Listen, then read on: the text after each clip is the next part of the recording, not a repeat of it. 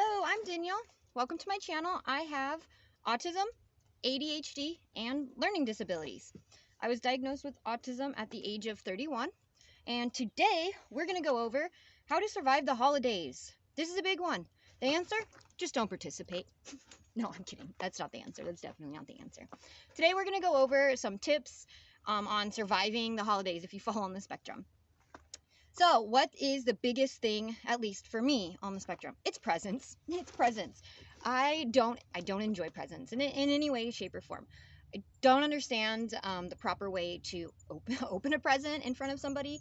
I don't understand the proper facial expressions that people are wanting me to apparently express out of gratitude or happiness. It's very strange to me.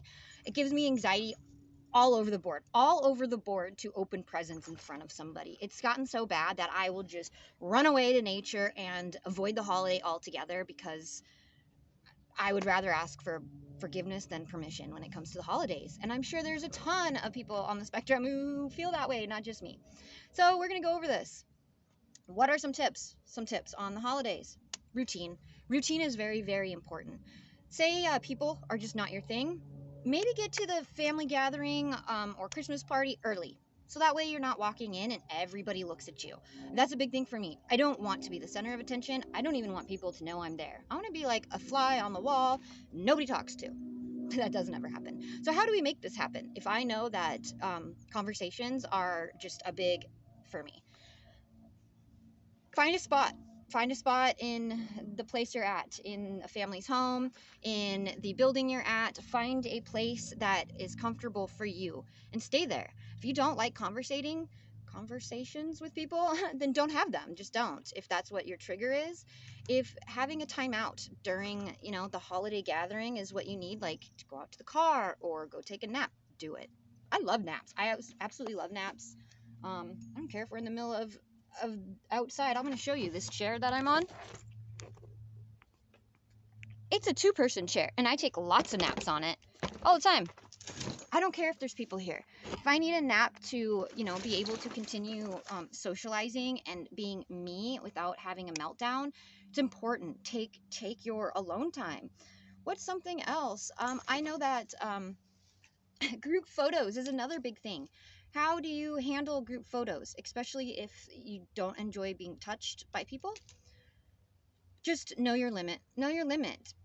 Holiday photos and stuff, it's important to look back and reflect. I know this. If you're not in photos, kind of, I don't know.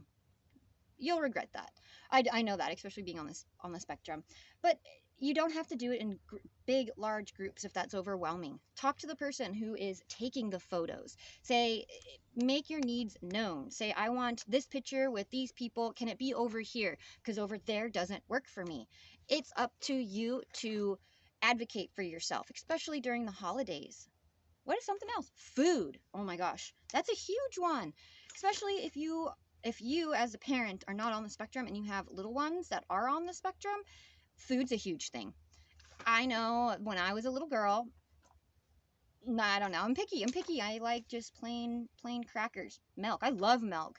I just like milk and plain stuff. All of the gravy. I don't like gravy on top of my potatoes. It'll make me cry. It'll instantly make me cry. And these things are just so overwhelming. There's so many things that go into the holidays. If your kids like certain things and they're not going to eat other people's food that's prepared for them, bring them their own food. If they eat at this time, and this time, make sure they eat at this time, and this time. Do not force children to eat what is being presented to them. It'll cause them to have a meltdown. And again, routines are important. Food counts as being in a routine. What we're eating, when we're eating, it's important. The holiday lights. I have seizures. I'm epileptic, and the lights get me. This month alone, I've had a few. We're out camping, and I don't know what happened. I had a seizure like outside on the ground of our camper, and it was not good. It was not good. And I think it was just related to the stress of everything. I don't do good around the holidays. Don't really want anything to do with the holidays, but I'm trying to be better. I'm trying to be better about this. Tips, that's what we're going over. Another one, clothes. Maybe I went over this, but clothes. As a little girl, those frilly socks were huge. They were huge. And dresses with they're scratchy and itchy, and yeah, we looked cute. I matched with my sisters, but it put me into tears. And even knowing weeks before that I was gonna have to wear this dress that I didn't want to wear, made me exhausted and tired. And then I'm grouchy, and everybody's mad at me because I'm the Grinch. I'm being a Grinch.